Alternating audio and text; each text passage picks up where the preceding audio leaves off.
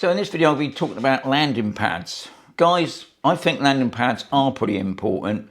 I know some of you out there goes, oh, I never use a landing pad, I'll just go out there, hand launch my drone and hand catch it, which is fine, and I've done a few videos on that. But to be quite honest guys, if you've got the bigger drones, and even the smaller ones, if you're not keeping an eye on it, when that drone's coming in, a bit of wind might catch it, or you've just been distracted, if that hits you in the eye, now I'm lucky I've got glasses on, but I'm still using a landing pad, that could take your eye out, or even worse, cut your nose. I've seen people, especially with the bigger drones, rip their finger off nearly. So yeah, a landing pad.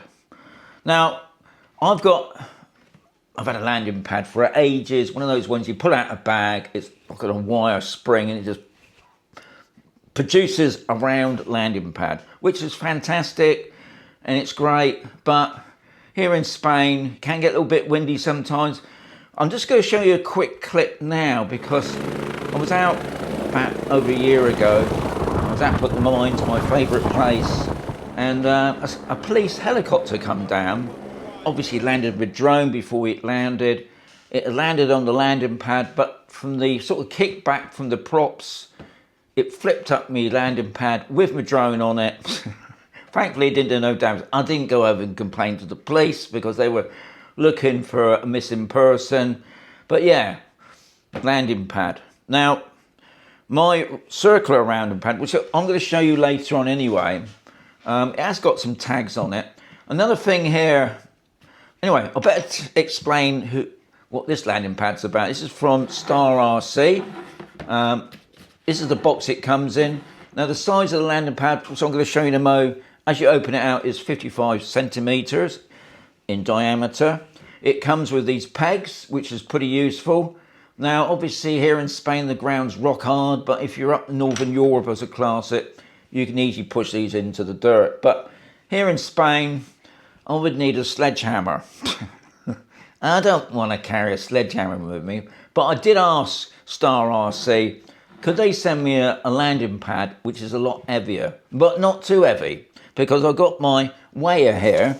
I've got a bag on it, and it come in, let's have a quick check. Yeah, 336 grams, which this weighs obviously a little bit over the mini fives, well, the mini series, doesn't it? 250 grams. Anyway, not that heavy. This comes with a nice little case. I'm just going to show you what it looks like. I'll just undo the tag there. As I said before, it's 55 centimeters, so it's quite big. Let's just open it up for you. We've got the H there, and on the back you've got a black one. Now it's not fluorescent, in case you guys ask. Obviously it's waterproof. It's pretty durable, as you can see. So it's like an all-weather landing pad. The other good thing, it's got where you can put the pegs in there, if need be. Yeah, I'll just fold that up.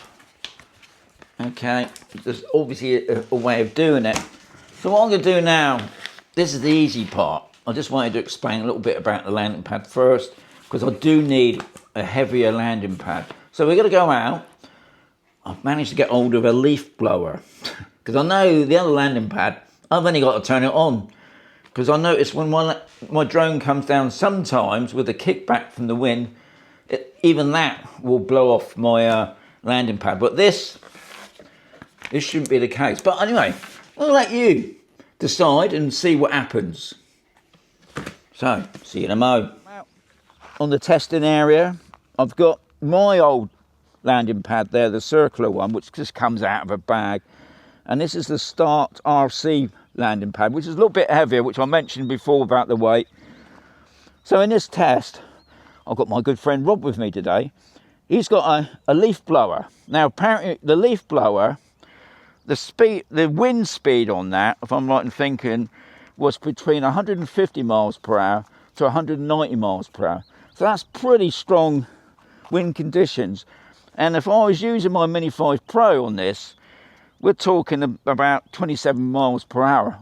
That's what the drone can cope with. Anything after that, the drone is not safe anymore and you need to land the drone, guys. I'm going to get Rob, because it's noisy. You're not going to hear me. So I'm going to get Rob now to start the leaf blower.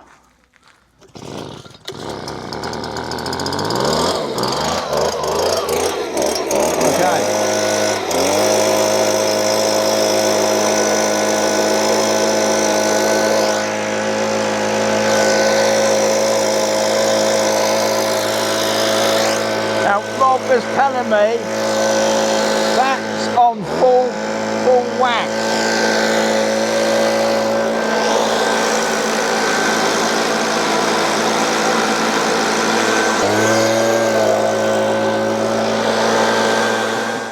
So anyway, as always, there's going to be another video coming very sooner.